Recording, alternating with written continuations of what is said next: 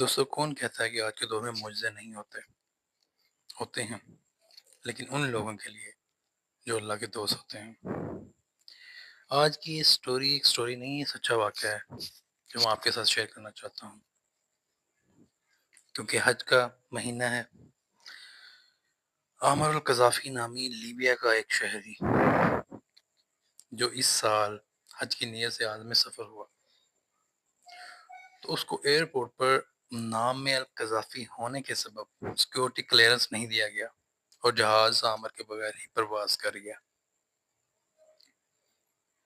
آپ سوچ سکتے ہیں کہ اس کے دل پہ کیا گزری ہوگی کہ جس شخص کو شوق، جس کا دل ہو اللہ کے گھر جانے کے لیے اور اس کو روکا جائے تو اس پہ کیا گزری ہوگی۔ خیر وہ ایئرپورٹ پہ ہی کھڑا رہا اور جہاز وہاں سے پرواز کر گیا۔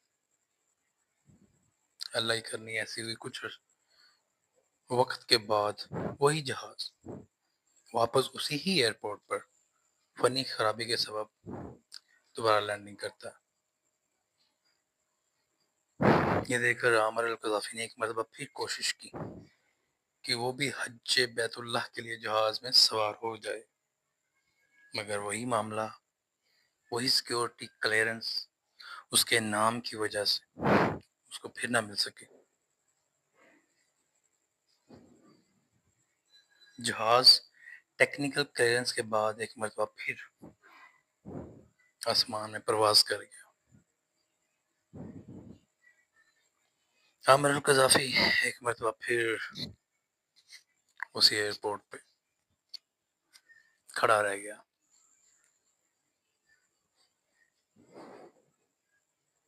لیکن ایک بار پھر فنی خرابی کے سبب واپس اسی جہاز کو پھر لینڈنگ کرنی پڑی اور اسی ہی ایئرپورٹ پر۔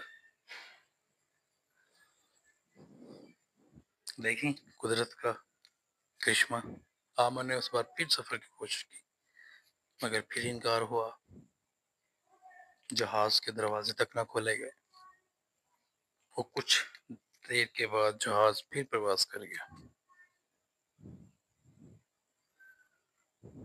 اللہ اکبر۔ اور ایسا پھر ہوا کہ تیسری مرتبہ وہی جہاز پھر لینڈنگ کرتا ہے اسی ایئرپورٹ پر، تیسری مرتبہ لینڈنگ کرتا ہے اور معلوم ہوتا ہے کہ جناب فنی خرابی کے باعث جہاز کو واپس لوٹنا پڑا اور یہ تیسری مرتبہ تھا۔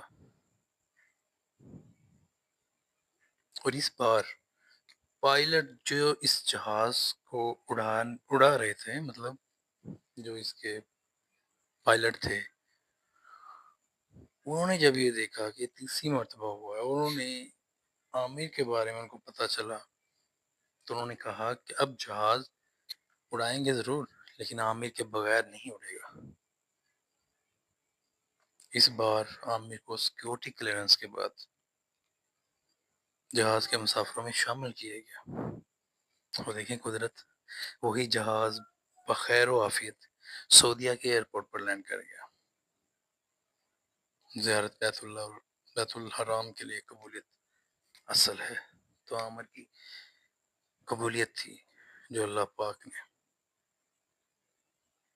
منظور کی۔ کچھ بھی ہو جائے، اگر انسان کا ارادہ پکا ہو،